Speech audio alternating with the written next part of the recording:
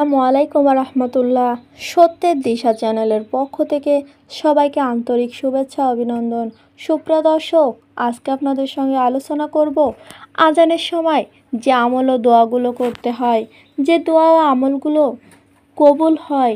সুপ্রিয় দর্শক, তো চলুন জেনে নিই কী সে আমল।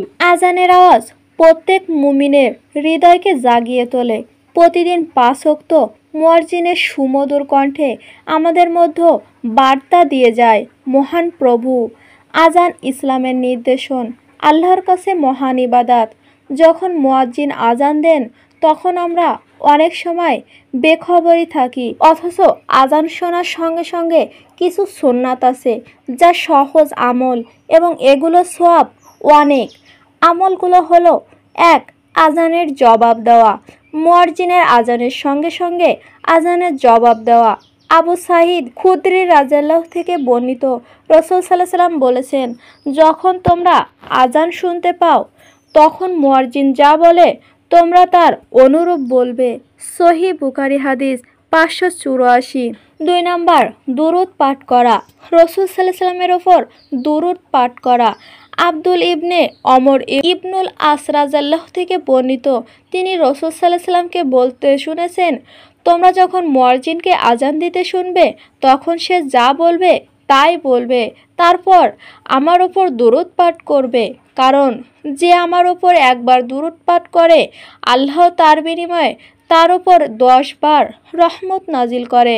পরে আল্লাহর কাছে আমরা যখন ওসিলার দোয়া করব, ওসিলা হলো জান্নাতের একটি বিশেষ স্থান যা আল্লাহর বান্দাদের মধ্যে কোনো এক বান্দাকে দেওয়া হবে।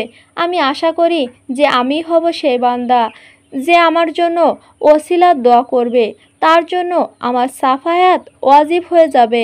সহিহ মুসলিম হাদিস 735। 3 নাম্বার, আল্লাহর একত্ববাদে স্বাক্ষর দেওয়া, তাওহীদের স্বাক্ষর দেওয়া। সাদ ইবনে আবু ওয়াক্স রাদিয়াল্লাহু থেকে বর্ণিত, রাসূল সাল্লাল্লাহু আলাইহি ওয়াসাল্লাম বলেন, যে ব্যক্তি মুয়াজ্জিনের আজান শুনে নিম্নে দোয়া পাঠ করবে তার গুনাহ মাফ করে দেওয়া হবে।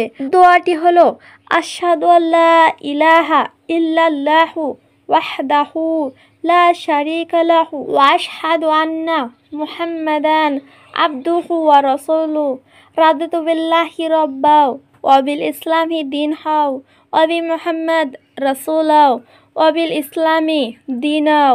অর্থাৎ, আমি সাক্ষ্য দিচ্ছি যে আল্লাহ ছাড়া কোনো ইলাহা নেই, তিনি এক, তার কোনো শরিক নেই, এবং মুহাম্মদ সাল্লাল্লাহু আলাইহি ওয়াসাল্লাম তার বান্দা ও রসুল। আমি সন্তুষ্ট আল্লাহকে রব হিসাবে পেয়ে, মুহাম্মদ সাল্লাল্লাহু আলাইহি ওয়াসাল্লামকে রসুল হিসাবে পেয়ে এবং ইসলামকে দিন হিসাবে পেয়ে। সহিহ মুসলিম হাদিস 737। 4 নাম্বার, আল্লাহর কাছে দোয়া করা। সর্বশেষ নিজের জন্য কল্যাণে দোয়া করা। আজানের পরবর্তী সময়ে দোয়া কবুলের সময়, তাই দোয়া করার জন্য এই সময় প্রতি গুরুত্ব দেওয়া উচিত। আব্দুল ইবনে ওমর রাদিয়াল্লাহু বলেন, এক ব্যক্তি বলেন, হে আল্লাহ, মুয়াজ্জিনরা তো আমার ওপর ফজিলত প্রাপ্ত হচ্ছে, আমরা কিভাবে তার সমান সওয়াব পাব? তিনি বললেন, মুয়াজ্জিনরা যেরূপ বলে তুমিও তদ্রূপ বলো। অতঃপর যখন আজান শেষ করবে তখন আল্লাহর কাছে প্রার্থনা করলে তুমিও তদ্রূপ সওয়াব প্রাপ্ত হবে। সুন্নাহে আবু দাউদ হাদিস 524। অন্যান্য হাদিসে এসেছে, আনাস ইবনে মালিক রাদিয়াল্লাহু থেকে বর্ণিত, তিনি বলেন, রাসূল সাল্লাল্লাহু আলাইহি ওয়াসাল্লাম বলেছেন, আজান ও ইকমতের মধ্যবর্তী সময়ে কৃত দোয়া কখনোই প্রত্যাখ্যান হয় না। সুন্নাহে আবু দাউদ হাদিস নং 521। সুপ্রিয় দর্শক, তো এই ছিল আজকে আমাদের আলোচনা। অবশ্যই আজান শেষে এই দোয়াটি পাঠ করবেন। দোয়াটি আরও একবার জেনে নিই। আশহাদু আল্লা ইলাহা ইল্লাল্লাহু ওয়াহদাহু লা শারীকা লাহু ওয়া আশহাদু আন্না মুহাম্মাদান আবদুহু ওয়া রাসূলুহু রাদিতু বিল্লাহি রাব্বাও ওয়া বিল ইসলামি দীনাও ওয়া বি মুহাম্মাদ রাসূলাও ওয়া বিল ইসলামি দীনা।